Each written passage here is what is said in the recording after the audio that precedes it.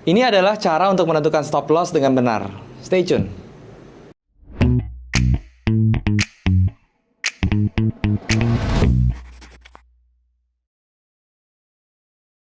Halo guys, balik lagi sama gue Daryl di Disney Channel. Dan hari ini kita masuk ke Forex Series lagi. Dan di Forex Series kali ini gue akan ngasih tau ke kalian gimana caranya untuk menentukan stop loss dan juga target profit dengan betul gitu ya. Karena masih banyak trader-trader tuh yang nanya ke gue ya, yang baru mulai trading tuh gimana sih bang caranya untuk menentukan stop loss. Kok gue sering ya pasang stop loss terus kecolek, terus harganya baru balik arah seperti itu. Tapi sebelum gue mulai ya, seperti biasa gue mau ingetin kalian, buat kalian yang belum punya broker, kalian bisa cek yang namanya OctaFX ya, linknya sudah gue taruh di bawah. Kalian bisa daftar di situ dan juga kemudian deposit dengan menggunakan kode promo untuk mendapatkan bonus deposit. Berbicara tentang stop loss merupakan salah satu komponen yang paling krusial dalam trading ya. Jadi kalau misalnya kita trading, bukan hanya posisinya saja yang harus tepat, tetapi kita punya SL dan juga TP itu juga harus tepat. Jangan sampai kita punya SL itu salah ya. Maksudnya salah gimana? Banyak orang yang trading SL-nya tuh fix ya. Jadi dia mau trading di gold, mau trading di pair lain ya. Pokoknya setiap kali trading dia SL-nya tuh fix ya, misalnya 50 pips ya. Jadi semua trade dia tuh SL-nya 50 pips semua, baik itu di XAU, baik itu di pair lain gitu ya, tanpa memperhatikan kondisi market. Nah, itu adalah penempatan SL yang salah ya. Jadi kalau yang benar itu kita harus melihat price action-nya, kita harus lihat marketnya, jadi kita bisa menentukan SL yang tepat. Kalau misalnya kita punya SL yang tepat ya, itu nanti lebih menaikkan confidence kita dalam trading. Kenapa? Karena kita akan jarang menemui SL kita kena gitu ya, kecolek, terus harganya tiba-tiba berbalik gitu ya. Ini yang jadi masalah bagi semua trader ya. Kadang-kadang kalau misalnya kejadian seperti itu suka bikin kita kesel banget ya. Pada saat kita pasang posisi, kemudian sudah pasang SL, tetapi SL-nya kena sedikit ya, baru kena sedikit, baru ke trigger SL-nya, tiba-tiba harganya langsung balik arah ke arah yang kita mau. Nah, itu yang menjadi masalah. Nah, kemudian bagaimana caranya untuk menentukan SL yang tepat? Seperti biasa gue akan jelasinnya itu di monitor supaya lebih jelas. Sekarang yuk kita ke monitor teman-teman. Oke teman-teman, sekarang kita sudah ada di monitor ya. Dan ini ada di MetaTrader teman-teman, MetaTrader 4 ya, dari OctaFX. Jadi buat kalian yang belum tahu atau yang belum punya broker, kalian bisa cek yang namanya OctaFX ya teman-teman ya. Dan kalau misalnya kalian mau trading di broker manapun, saran gue kalian download ini ya, MetaTrader 4. Karena ini adalah platform yang paling oke menurut gue sekarang ya untuk retail trader. Oke. Dan seperti bahasan yang tadi gue bilang di awal video, hari ini kita akan bahas tentang yang namanya stop loss teman-teman ya.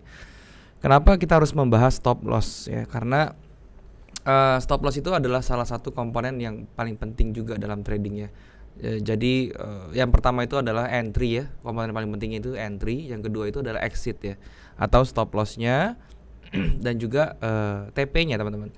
Dan yang paling sering menjadi kesalahan ya, itu adalah ini kan teman-teman lihat ya, ini ada banyak pair. Kemudian kebetulan di sini gue pakai Kanada Jepangnya di H4, oke.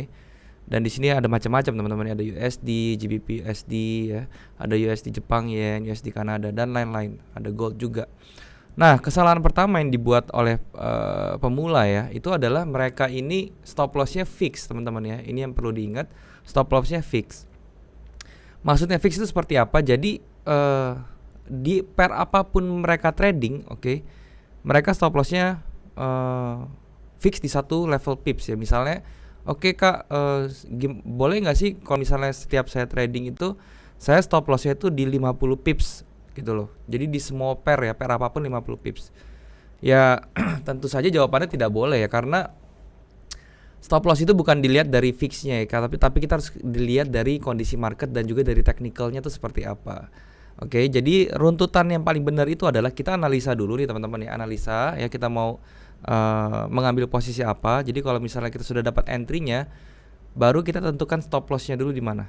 Oke. Stop loss itu bisa ditentukan dari apa? Kalian sudah nontonin semua video saya sebelumnya ya, itu ada namanya teknik-teknik. Tapi di sini saya coba jelaskan sesimpel mungkin ya, pakai support resistance ya. Nah, minimal kita misalnya di sini saya pakai support resistance, jadi saya stop loss di atas support resistance seperti itu. Tapi kalian bisa pakai yang namanya SND lah ya, supply and demand. Terus kemudian bisa pakai moving average, bisa pakai ATR juga. Oke, itu kalian bisa nonton videonya sebelumnya. Tapi yang jelas konsepnya seperti ini.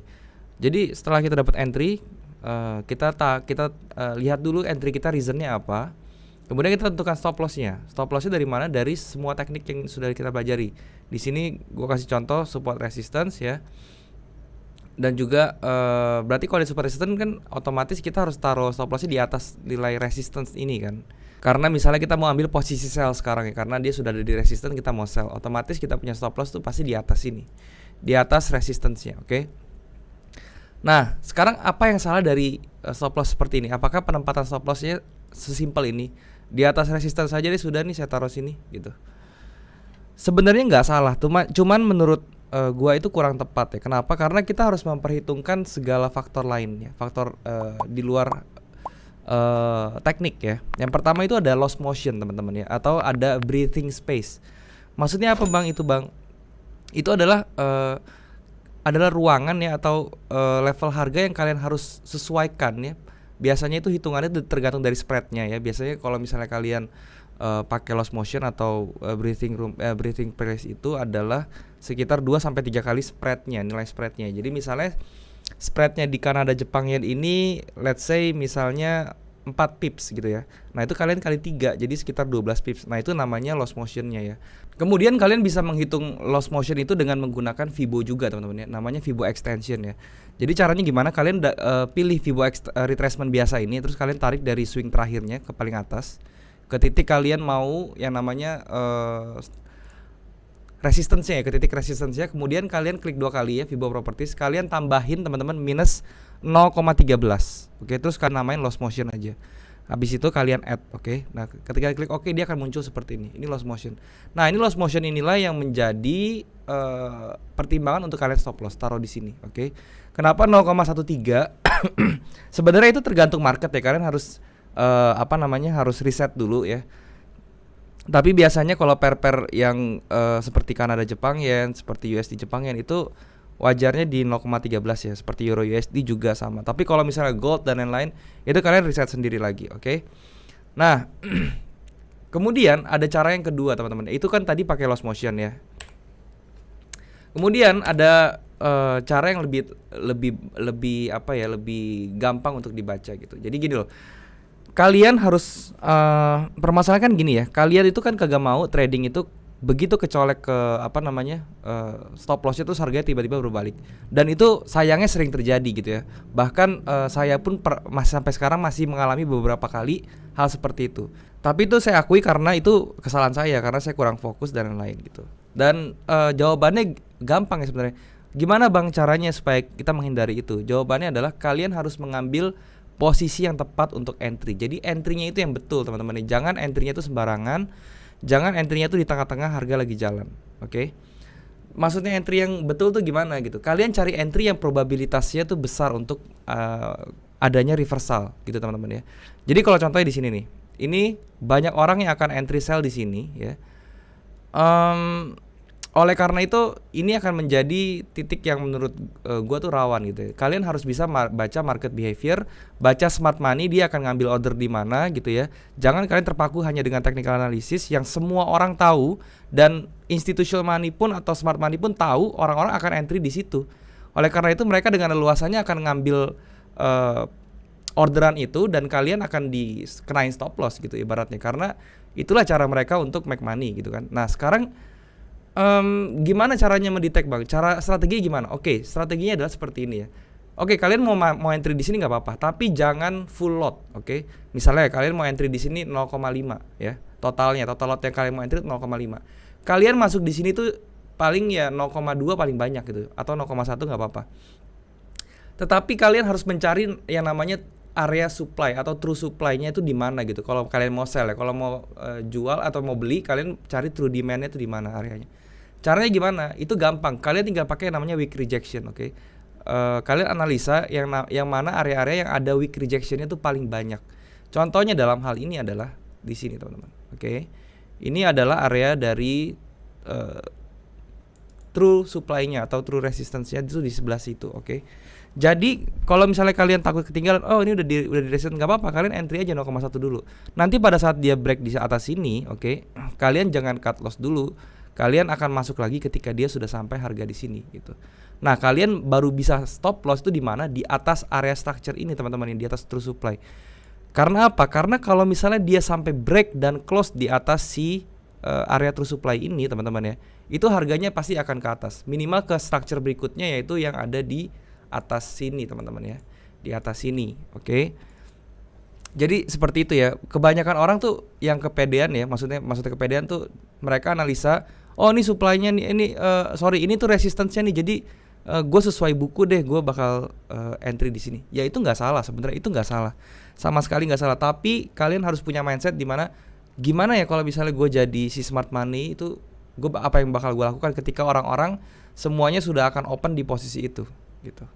Kalian harus pikirkan itu ya. Jadi makanya yang namanya trading itu bukannya cuma sekedar open posisi, berapa lot selesai, tungguin profit atau loss selesai. Enggak gitu ya. Jadi trading itu, kita bikin trading plan seperti ini, kita ibaratnya kita bikin yang namanya taktik perang ya teman-teman ya.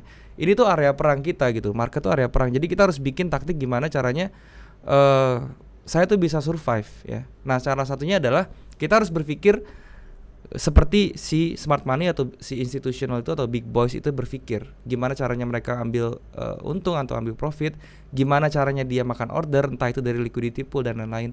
Dan di sanalah ketika kita sudah tahu, kita baru bisa menempatkan stop loss itu yang betul seperti apa. Oke. Jadi intinya ya, cara menentukan stop loss itu yang pertama gue ulang ya, kalian bisa menggunakan loss motion tadi ya, entah itu dengan cara 3 kali spread atau kalian mau pakai Fibonacci tadi gue udah praktekkan juga, itu seperti itu salah satunya. Kemudian yang kedua, kalian harus berpikir seperti big boys, oke. Kalian harus berpikir di mana kira-kira dia akan mengambil order-order. Kalian berpikir di mana order itu berkumpul ya, yang namanya liquidity poolnya di mana. Oleh karena itu kalau kalian nggak tahu tentang liquidity pool, di video gue tentang supply and demand gue ada bahas sedikit tentang liquidity pool. Kalian harus baca, oke. Kalian harus nonton dan kalian harus mengerti tentang itu. Karena apa? Supply and demand itu adalah price action yang paling penting menurut gue, dan kalian harus kuasai itu semua, oke? Dan untuk target profit gimana? Jadi gini, kalau target profit itu nggak usah terlalu pusing ya. Jadi yang penting itu stop lossnya tuh di mana kita tahu. Yang kemudian kalau target profitnya ya kita tinggal lihat aja dari risk manajemennya 1:1,5. Itu aja intinya. Bisa nggak marketnya 1:1,5? Let's say kalau seperti ini, gue mau stop loss di atas sini ya, terus gue dapat average harga misalnya di sini, oke? Dan target gue pasti di bawah sini kan, di area bawah sini, area supportnya. Ini tinggal kita hitung apakah stop loss gue ini nanti dari harga average sampai ke bawah sini itu adalah 1:1,5. Kalau misalnya sudah, itu minimal ya. Kalau kalian mau 1:2, 1:3 itu bebas. Kalau misalnya itu sudah memenuhi, ya sudah, itu sudah selesai, trading plan kalian sudah jadi. Dan yang kalian harus lakukan itu adalah tinggal mengeksekusinya gitu ya. Jadi kalau misalnya kalian mau stop loss ya itu nggak ngerjain ya, maksudnya nggak ngerjain itu adalah yang tadi sekedar kecolek terus balik arah ke yang punya ya, ke arah yang sebenarnya. Itu kalian entry-nya harus benar ya. Cara entry benar tadi gue udah kasih tau juga, caranya dengan menggunakan supply and demand lah dan segala macam. Yang penting mindsetnya kita harus selalu berpikir apa yang akan dilakukan oleh si institutional dan si smart money. Itu yang kalian harus paling ngerti gitu ya. Dan kemudian kalau di market trending gimana bang stop lossnya? Sama ya. Kalau di trend market ya, itu yang paling jeli dan paling bagus pakai Fibo, oke? Jadi kita harus ada acuan ya, Fibo ini. Yang namanya market mau trending itu sangat jarang, oke? Dia akan tembus di 78. Ini nggak akan tembus 78, nyampe ke 78 aja tuh jarang. Paling mentok tuh dia di 61 tuh harus jalan, teman-teman ya. Seperti ini contohnya, dia masuk 61 jalan. Oke, di sini lagi tren yang baru di sini ya. Masuk ke area 618 jalan. Oke, kalau mau trending itu pasti dia berhenti di 618 maksimal, baru dia harus jalan terus ke atas. Oleh karena itu, kalau misalnya saran gua, kalau misalnya market lagi trending ya, trending itu adalah dia membuat higher high dan higher low terus-terusan. Kalian menggunakan Fibo aja stop lossnya ya, dan taruh stop lossnya itu di bawah 78. Oke, di bawah area 78. Kenapa? Karena kalau misalnya harga itu sampai ke area 78, itu marketnya nggak akan jalan ke atas kok. Maksudnya nggak bakal kenceng ya, nggak bakal terlalu kenceng. Pasti itu mengalami perlambatan ya. Dan kemudian yang kedua, kalau misalnya kalian lagi marketnya lagi trending seperti ini, cara yang kedua untuk stop adalah kalian bisa trailing teman-teman ya, trailing stop gitu ya. Ini gue udah contoh, gue udah open open posisi di sini sell ya.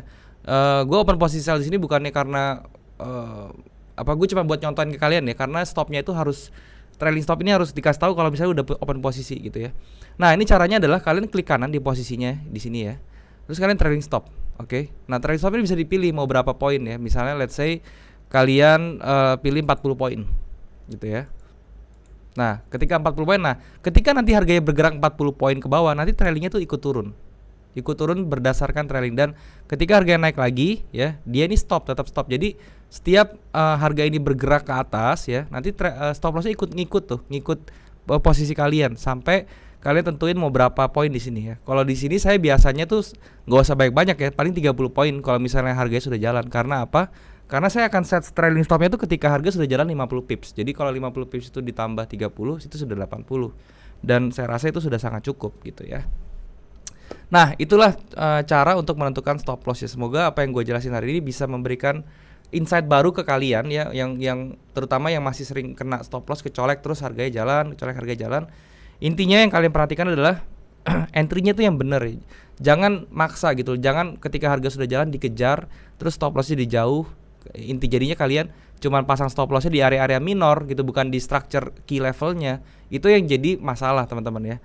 Oke, jadi semoga kalian bisa paham tentang apa yang gue sharing hari ini. Dan kalau misalnya kalian nggak paham, kalian bisa ulang video ini, karena stop loss ini penting ya, kalian harus mengerti sekali. Jadi di dalam trading itu kalau misalnya kalian stop loss-nya nggak benar, pasti account kalian juga nggak akan survive. Seperti itu teman-teman. Oke, mungkin sampai sini dulu videonya. Sekarang kita balik lagi ke kamera teman-teman. Oke teman-teman, jadi itulah cara untuk menentukan stop loss dan juga target profit yang tepat ya. Dari di monitor gue sudah jelaskan juga beberapa cara ya untuk menentukan SL, dan kalian bisa langsung praktekkan juga, dan gue harap sih bisa memberikan impact ke trading kalian, oke? Dan sekali lagi gue mau ngingetin ke kalian, buat kalian yang belum punya broker, kalian bisa cek yang namanya OctaFX. Linknya sudah gue taruh di bawah ya. Kalian bisa cek dan daftar di sana, kemudian kalian bisa melakukan deposit dengan menggunakan kode promo untuk mendapatkan bonus deposit. Jangan lupa juga untuk subscribe channel ini kalau misalnya kalian suka video-video dari channel ini, dan juga kalian bisa like dan share ke teman-teman lain yang kira-kira membutuhkan info ini. Kalian juga bisa komen di bawah kalau misalnya ada yang kurang, atau kalian mau request tentang materi yang mau gue bahas ke depannya, kalian tinggal tulis aja di kolom komentar. Dan juga buat kalian yang belum punya grup trading, kalian bisa join di grup trading yang gue buat di aplikasi Discord ya. Linknya juga sudah gue taruh di bawah. Kalian bisa langsung join dan kita bisa langsung diskusi bareng di sana. Oke, mungkin videonya sampai sini dulu teman-teman. Semoga apa yang gue sharing hari ini bisa berguna buat kalian. Dan thank you sekali lagi buat kalian yang sudah menyempatkan diri untuk nonton video ini. Sampai jumpa di next video. Jangan lupa semua orang bisa cuan. Salam sukses. Bye-bye.